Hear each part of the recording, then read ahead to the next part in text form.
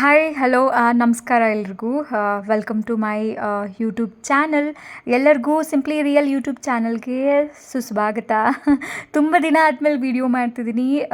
ಯಾಕಂದರೆ ಗೊತ್ತಿರುತ್ತೆ ನಿಮಗೆ, ಡೈಲಿ ನನ್ನ ಚಾನಲ್ ಲೈವ್ ಬರೋರಿಗೆ ನಾನು ಲೈವ್ ಮಾಡ್ತಿರೋದ್ರಿಂದ ಡೈಲಿ ಈಗ ವ್ಲಾಗ್ಸ್ ಅಷ್ಟು ಅಪ್ಲೋಡ್ ಮಾಡೋಕ್ಕಾಗ್ತಾ ಇಲ್ಲ. ಸೊ ಎಲ್ಲೂ ಆಚೆ ಹೋಗ್ತಾ ಇಲ್ಲ ನಾನು. ಇದು ಲಾಸ್ಟ್ ವೀಕ್ ಹೋಗಿದ್ದಿದ್ದ ವಿಡಿಯೋ. ನಾನು ಅಮ್ಮನ ಮನೆಗೆ ಹೋಗಿದ್ದಿದ್ದು. ಅಲ್ಲೇ ಮೈಸೂರಿಗೆ ಹೋಗಿದ್ವಿ. ಮೈಸೂರಲ್ಲಿ ಸಚ್ಚಿದಾನಂದಾಶ್ರಮ ಅಂತ ನೀವೆಲ್ಲ ಕೇಳಿರ್ತೀರಿ ತುಂಬ. ಸಚ್ಚಿದಾನಂದಾಶ್ರಮದಲ್ಲಿ ಕಾರ್ಯಸಿದ್ಧಿ ಆಂಜನೇಯ ಮತ್ತು ಶ್ರೀನಿವಾಸ ಪದ್ಮಾವತಿ ಟೆಂಪಲ್ ಇದೆ. ಎರಡೂ ಟೆಂಪಲ್ ತುಂಬ ಚೆನ್ನಾಗಿದೆ, ತುಂಬ ಅದ್ಭುತವಾಗಿದೆ. ಆದರೆ ಶ್ರೀನಿವಾಸ ಪದ್ಮಾವತಿ ಇರೋ ಟೆಂಪಲಲ್ಲಿ ವಿಡಿಯೋ ಮಾಡೋಕ್ಕಾಗಲ್ಲ, ಏಕೆಂದರೆ ಅಲ್ಲಿ ಅಲೋ ಇಲ್ಲ. ಹೊರ್ಗಡೆ ಕೂಡ ಫೋಟೋಸ್ ಕ್ಯಾಮರಾ ಅಲೋ ಇಲ್ಲ. ಸೊ ಬೋರ್ಡ್ ಹಾಕ್ಬಿಟ್ಟಿದ್ದಾರೆ, ಸೊ ಅಲ್ಲಿಲ್ಲ. ಬಟ್ ಕಾರ್ಯಸಿದ್ಧಿ ಆಂಜನೇಯ ಟೆಂಪಲಲ್ಲಿ ನಾವು ವಿಡಿಯೋ ಮಾಡ್ಕೋಬೋದು. ಅಲ್ಲಿ ಪಾತಾಳೇಶ್ವರ ಅಂತ ಇದೆ, ಪಾತಾಳ ಗಂಗಾ ಅಂತ. ಬಟ್ ಅಲ್ಲಿ ಮುಂಚೆ ಅಲೋ ಇತ್ತು ನನ್ನ ಕಾಲೇಜ್ ಟೈಮಲ್ಲಿ, ಬಟ್ ಈಗ ಅದು ಕೂಡ ಅಲೋ ಇಲ್ಲ. ಸೊ ಇದು ಅಲ್ಲೇ ಒಳಗಡೆ ಪಕ್ಕದಲ್ಲಿ ಸುಖವನ ಅಂತ ಒಂದಿದೆ. ಅಲ್ಲಿ ಪಕ್ಷಿಗಳಿರುತ್ತೆ. ಇದೆ ನಾನು ಇವಾಗ ಏನು ಅಟ್ ಪ್ರೆಸೆಂಟ್ ನೀವು ನೋಡ್ತಿದ್ದೀರಾ, ಇದು ಸುಖವನ. ಅಲ್ಲಿ ತುಂಬ ಬೋನ್ಸಾಯಿ ಗಿಡಗಳು ಇದೆ. ನೀವು ಅಲ್ಲಿ ಬೈ ಕೂಡ ಮಾಡ್ಬೋದು. ಎಷ್ಟು ವರ್ಷದಿಂದ ಅದನ್ನ ಯಾವ ವರ್ಷದಲ್ಲಿ ನೆಟ್ಟಿದ್ದು, ಅದು ಯಾವ ಗಿಡ ಏನು, ಅದ್ರದ್ದು ಒಂದಷ್ಟು ಡೀಟೇಲ್ಸ್ ಅಲ್ಲಿ ಕೆಳಗಡೆ ಹಾಕಿರ್ತಾರೆ. ಅದಕ್ಕೊಂದು ನೇಮ್ ಬೋರ್ಡೆಲ್ಲ ಇರುತ್ತೆ. ಅದ್ರ ನೇಮು, ಅದು ಯಾವ ಇಸ್ವಿಲ್ ನೆಟ್ಟಿದ್ದು, ಏನು ಕತೆ, ಅದೆಲ್ಲ ಇರುತ್ತೆ. ನಿಮಗೆ ನೋಡ್ಬೋದು ನೀವಲ್ಲಿ. ತುಂಬ ಚೆನ್ನಾಗಿದೆ. ಒಂದು ಪಾರ್ಕ್ ಇದೆ ಮತ್ತು ಬೋನ್ಸಾಯಿ ಗಿಡದ ಸಪ್ರೇಟಾಗಿದೆ. ನಮಗೆ ಇಲ್ಲಿ ಮುಂಚೆ ಏನಿತ್ತು, ಪಕ್ಷಿಗಳಿರ್ತಿತ್ತು. ಆ ಪಕ್ಷಿಗಳಿಗೆ ನೀವು ಫುಡ್ ಕೊಡ್ತಾಯಿದ್ರು ಅಲ್ಲೇ. ಆ ಫುಡ್ಡನ್ನು ಫೀಡ್ ಮಾಡ್ಬೋದಿತ್ತು. ಆ ಫುಡ್ಡಿಗೆ ನಾವು ಪೇ ಮಾಡಬೇಕು ಎಕ್ಸ್ಟ್ರಾ. ಆ್ಯಂಡ್ ಆ ಫುಡ್ನ ನಾವು ಕೈ ಮೇಲೆ ಇಟ್ಕೊಂಡ್ರೆ ಅಥವಾ ಹೆಗಲ ಮೇಲೆ ಇಟ್ಕೊಂಡ್ರೆ ಅಲ್ಲೆಲ್ಲ ಪಕ್ಷಿಗಳು ಬಂದು ಕುತ್ಕೊಳ್ಳೋದು, ಆ ಫುಡ್ ತೊಗೊಳ್ಳೋದೆಲ್ಲ ಇರ್ತಿತ್ತು. ತುಂಬ ಚೆನ್ನಾಗಿರ್ತಿತ್ತು. ನೀವು ಯೂಟ್ಯೂಬ್ ಆ್ಯಂಡ್ ಬೇರೆ ಕಡೆ ಇನ್ಸ್ಟಾಗ್ರಾಮ್ ಅಥವಾ ಎಲ್ಲಾದರೂ ಬೇರೆ ಸೋಷಿಯಲ್ ಮೀಡಿಯಾದಲ್ಲಿ ತುಂಬ ಜನ ಪೋಸ್ಟ್ ಮಾಡಿದ್ದಾರೆ, ನೋಡಬಹುದು. ಆ ಥರ ಫೋಟೋಸ್ ವೀಡಿಯೋಸ್ ಇದೆ. ಆ್ಯಂಡ್ ನೆಕ್ಸ್ಟ್ ಟೈಮ್ ನಾನು ಅದಾದಮೇಲೆ ಇನ್ನೊಂದು ಸಲ ಹೋಗ್ತೀನಿ ಅದಕ್ಕೋಸ್ಕರ ಖಂಡಿತವಾಗ್ಲೂ. ಬಿಕಾಸ್ ನನ್ನ ಮಗನ ಕರ್ಕೊಂಡು ಅವನು ಅದನ್ನೆಲ್ಲ ಎಂಜಾಯ್ ಮಾಡಲಿ ಅಂತ. ತುಂಬ ಚೆನ್ನಾಗಿರುತ್ತೆ. ಆ್ಯಂಡ್ ಅಲ್ಲಿ ಫೋಟೋ ಕೂಡ ತೆಕ್ಕೊಡ್ತಾರೆ ಅವರೇ, ಫೋಟೋ ಫ್ರೇಮ್ ಥರ ಮಾಡಿಕೊಡ್ತಾರೆ. ಅದಕ್ಕೆಲ್ಲ ನಾವು ಎಕ್ಸ್ಟ್ರಾ ಪೇ ಮಾಡಬೇಕು. ಆ್ಯಂಡ್ ಈ ಪಾರ್ಕ್ಗೆ ಎಂಟ್ರಿ ಫೀಸ್ ಅಂತ ಪರ್ ಹೆಡ್ 50 ರೂಪೀಸ್ ಇರುತ್ತೆ. ನಿಜವಾಗ್ಲೂ ವರ್ತ್ ಅಂತ ಅನಿಸುತ್ತೆ ನನಗೆ. ಒಂದು ಒಳ್ಳೆ ಟೈಮ್ ಕಳಿಬೋದು ಇಲ್ಲಿ, ಒಳ್ಳೆ ಜಾಗ. ಆ್ಯಂಡ್ ಜೊತೆಗೆ ಪಕ್ಕದಲ್ಲಿ ಒಂದು ಮ್ಯೂಸಿಯಂ ಇದೆ. ಹಳೇ ಕಾಲದ್ದು ನಾಣ್ಯಗಳಾಗಿರ್ಬೋದು, ಒಂದಷ್ಟು ಥಿಂಗ್ಸ್, ತುಂಬ ಒಳ್ಳೆ ಇನ್ಫಾರ್ಮೇಟಿವ್ ಥಿಂಗ್ಸ್ ಎಲ್ಲ ಸಿಗುತ್ತೆ ನಿಮಗೆ. ಅಲ್ಲಿ ಕ್ಯಾಮ್ರಾ ಅಲೋ ಇಲ್ಲ. ಇದೇ ಪಾರ್ಕ್ ಒಳಗಡೆನೇ ಒಂದು ಮ್ಯೂಸಿಯಂ ಇದೆ, ನೀವು ಅದನ್ನು ನೋಡ್ಬೋದು. ಮತ್ತು ಇಲ್ಲೊಂದು ಪುಟ್ಟ ಕೆರೆ ಮಾಡಿದ್ದಾರೆ ನೋಡಿ, ಇಲ್ಲಿ ತಾವ್ರೆ ತುಂಬ ಚೆನ್ನಾಗಿದೆ ರಿಯಲ್ ಆಗಿ. ಇದೆಲ್ಲ ಇದೆ. ನನ್ನ ಮಗ ಅಲ್ಲಿ ಹೇಗೆ ಓಡಾಡ್ತಿದ್ದಾನೆ, ಎಂಜಾಯ್ ಮಾಡ್ತಿದ್ದಾನೆ ಮಧ್ಯೆ ನೀವು ಅದು ವೀಡಿಯೋಸ್ನ ನೋಡ್ಬೋದು. ತುಂಬ ಖುಷಿ ಕೊಡುವಂಥ ಜಾಗ, ಮನಸ್ಸಿಗೆ ಶಾಂತಿ ಕೊಡುವಂಥ ಜಾಗ. ಅಂದ ಹಾಗೆ ಬೋನ್ಸಾಯಿ ಗಿಡ ಅಂತ ಗೊತ್ತಿರುತ್ತೆ ಅನ್ಕೋತೀನಿ ಎಲ್ಲರಿಗೂ. ಇನ್ ಕೇಸ್ ಗೊತ್ತಿಲ್ಲ ಅಂತಂದರೆ, ಬೋನ್ಸಾಯಿ ಗಿಡ ಬಂದಿದ್ದು ಒಂದು ಜಪಾನಿಂದ. ಬೋನ್ ಅಂತ ಅಂದರೆ ಜಪಾನಲ್ಲಿ ಪ್ಲೇಟ್ ತಟ್ಟೆ ಇದೇನು ಬೆಳೀತಾರೆ ಗಿಡನ, ಅದು ಪಾಟ್ ಅಂತ ನಾವೇನಂತೀವಿ ಅದು. ಸಾಯಿ ಅಂದರೆ ಸಸಿ. ಸೊ ಪಾಟಲ್ಲಿ ಬೆಳೆಯುವಂಥದ್ದು ಅಂತ.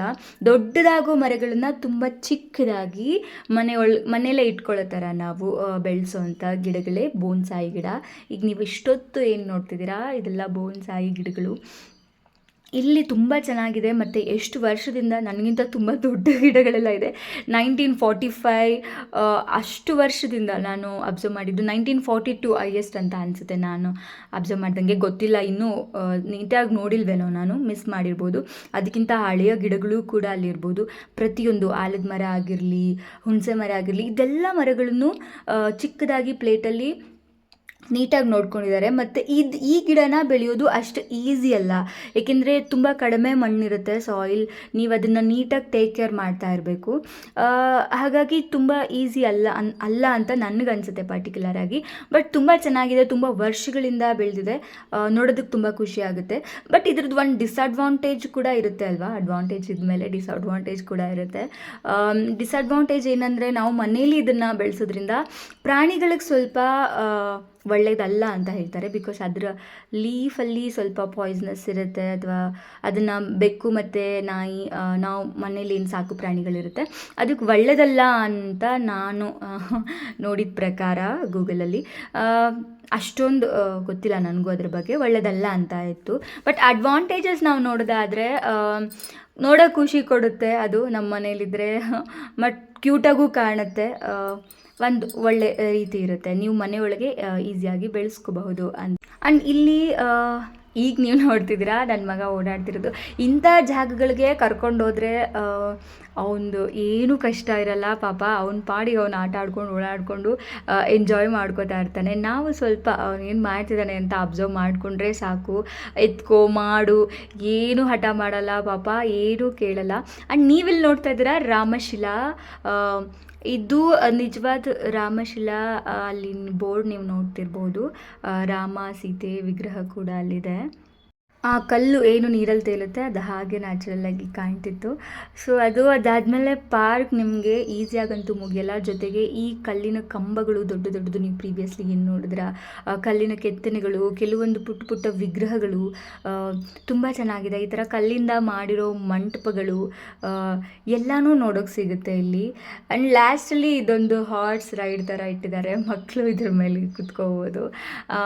ಸೊ ನೋಡೋಕೆ ತುಂಬ ಚೆನ್ನಾಗಿತ್ತು. ಸೊ ಆಬ್ವಿಯಸ್ಲಿ ನನ್ನ ಮಗ ಕೂಡ ಅದನ್ನು ಕುತ್ಕೊಂಡು ಸಖತ್ ಎಂಜಾಯ್ ಮಾಡ್ದೆ. ಅವ್ನಿಗೆ ಹಾರ್ಸ್ ರೈಡ್ ಅಂದರೆ ತುಂಬ ಇಷ್ಟ, ನೋಡ್ತಾ ಇರ್ತಾನೆ.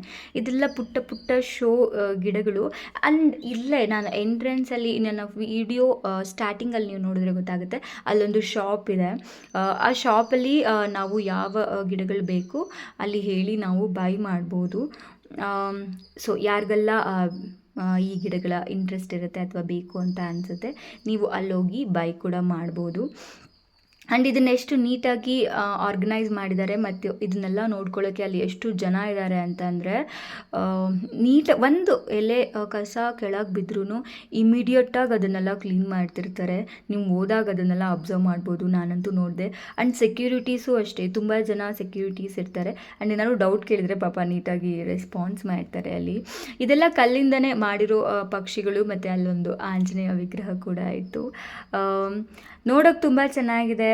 ಒಂದು ಈವ್ನಿಂಗ್ ಟೈಮ್ ಪಾಸ್ ನಾವೇನಾದರೂ ಪಾರ್ಕಿಗೆ ಮಾಡಬೇಕು ಅಂತಂದರೆ ನೀವು ಹೋಗ್ಬೋದು. ಅಲ್ಲೇನು ನೋಡ್ತಿದ್ದೀರಾ ಕಲ್ಲು ಸ್ಟೆಪ್ ಬೈ ಸ್ಟೆಪ್ ಸ್ಟೋನ್ ಥರ ಕಾಣ್ತದೆ ನಿಮ್ಗೆ ಇಟ್ಟಿದ್ದಾರೆ, ಅದು ರಿಯಲ್ ಸ್ಟೋನ್ ಅಲ್ಲ. ನಾನು ದೂರದಿಂದ ನೋಡಿದಾಗ ಅದನ್ನು ರಿಯಲ್ ಸ್ಟೋನ್ ಅಂತ ಅಂದ್ಕೊಂಡಿದ್ದೆ. ಎಸ್, ನಾವು ಪಾರ್ಕ್ ಅಲ್ಲಿ ಮ್ಯೂಸಿಯಂ ಎಲ್ಲನೂ ನೋಡಿಕೊಂಡು ನೆಕ್ಸ್ಟ್ ಬಂದಿದ್ದು ಅಲ್ಲೇ ಪಕ್ಕದಲ್ಲೇ ಅದೇ ಕ್ಯಾಂಪಸ್ ಒಳಗಡೆ ಇರೋ ಕಾರ್ಯಸಿದ್ಧಿ ಆಂಜನೇಯ ಟೆಂಪಲ್ಗೆ ನಾನು ತುಂಬ ವರ್ಷಗಳಿಂದ ಹೋಗ್ತಿದ್ದೀನಿ.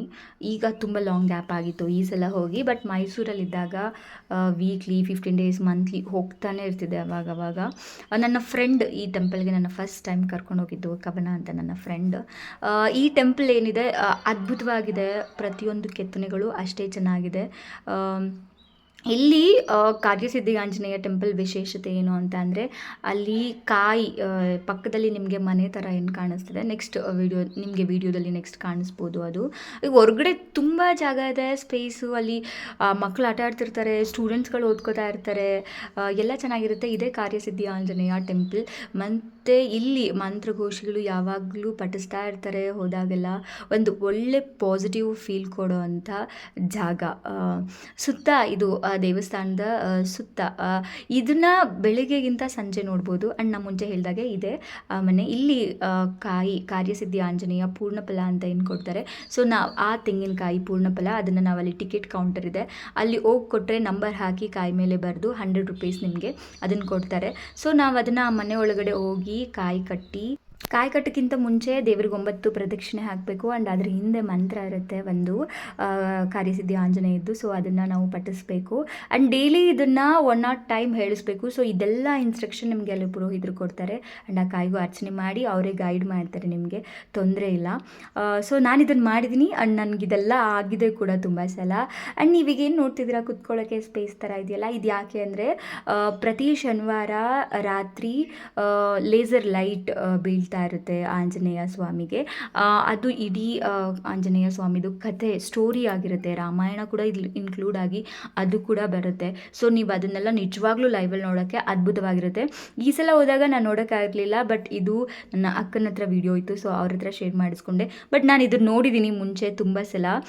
ಸೊ ನೀವು ಯಾರೆಲ್ಲ ಹೋಗ್ತೀರಾ ಅಥವಾ ಮೈಸೂರಿಗೆ ಹೋದಾಗ ಶನಿವಾರ ನೀವು ವಿಸಿಟ್ ಮಾಡಿದರೆ ಇದನ್ನು ಖಂಡಿತವಾಗ್ಲೂ ನೋಡ್ಬೋದು. ಅರೌಂಡ್ 7 or 7:30 ಇದು ಇರುತ್ತೆ ಈ ಲೇಸರ್ ಲೈಟ್ ಏನಿರುತ್ತೆ. ಇದು ನೋಡೋಕ್ಕೆ ತುಂಬ ಜನ ಬರ್ತಾರೆ, ತುಂಬ ಚೆನ್ನಾಗಿರುತ್ತೆ. ಇದರ ಪಕ್ಕದಲ್ಲೇ, ಈ ದೇವಸ್ಥಾನದ ಪಕ್ಕದಲ್ಲೇ ಶ್ರೀನಿವಾಸ ಪದ್ಮಾವತಿ ಟೆಂಪಲ್ ಕೂಡ ಇರೋದು. ಅದು ತುಂಬ ಅದ್ಭುತವಾಗಿರುತ್ತೆ. ಇದು ಆಡಿಯೋ ಕೇಳೋಕ್ಕೆ, ಈ ವಿಡಿಯೋ ಏನು ಲೇಸರ್ ಲೈಟ್ ಇದೆ ಆಡಿಯೋ ಕೇಳೋಕ್ಕೆ ಅದ್ಭುತವಾಗಿದೆ. ನಾನೇನಾದರೂ ಕಾಪಿ ರೈಟ್ ಬರಬಹುದು ಅಂತ ಅದನ್ನು ಮ್ಯೂಟ್ ಮಾಡಿದ್ದೀನಿ ಅಷ್ಟೇ. ಬಟ್ ತುಂಬ ಚೆನ್ನಾಗಿದೆ, ನೀವು ನೋಡ್ಬೋದು. ಬೇರೆ ಎಲ್ಲಾದರೂ ನಿಮಗೆ ಇನ್ಸ್ಟಾಗ್ರಾಮಲ್ಲಿ ಚಿಕ್ಕರು ಚೆಕ್ ಮಾಡಿ. ಸೊ ಮೈಸೂರಿಗೆ ಬಂದರೆ ಇದನ್ನು ಮಿಸ್ ಮಾಡ್ಕೋಬೇಡಿ, ಎಲ್ಲರೂ ನೋಡಿ. ಹೀಗೆ ನಮ್ಮ ವಿಡಿಯೋನ ನೋಡ್ತಾ ಸಪೋರ್ಟ್ ಮಾಡ್ತೀರಿ. ಆ್ಯಂಡ್ ನಿಮ್ಮ ಒಪಿನಿಯನ್ ಏನಾದರೂ ಇದ್ದರೆ ಕಮೆಂಟ್ ಮಾಡಿ. ಖಂಡಿತವಾಗ್ಲೂ ತಿದ್ಕೊಳ್ಳೋದೊಂದಷ್ಟಿದ್ರೆ, ಅಪ್ಡೇಟ್ ಮಾಡ್ಕೊಳ್ಳೋದಿದ್ರೆ ಖಂಡಿತವಾಗ್ಲೂ ನಾನು ನಿಮ್ಮ ಕಮೆಂಟನ್ನ ತೊಗೋತೀನಿ, ನೋಡ್ತೀನಿ. ಆ್ಯಂಡ್ ಥ್ಯಾಂಕ್ ಯು, ಧನ್ಯವಾದ. ನೀವೆಲ್ಲ ನಮ್ಮ ಚಾನಲ್ನ ವಿಸಿಟ್ ಮಾಡಿ ವಿಡಿಯೋನೆಲ್ಲ ನೋಡಿದ್ದಕ್ಕೆ. ನಾನು ನಿಮ್ಮ ಗಡಿನಾಡು ಕನ್ನಡತಿ. ಮತ್ತೆ ಸಿಗೋಣ. ಎಲ್ಲರಿಗೂ ಒಳ್ಳೆಯದಾಗಲಿ.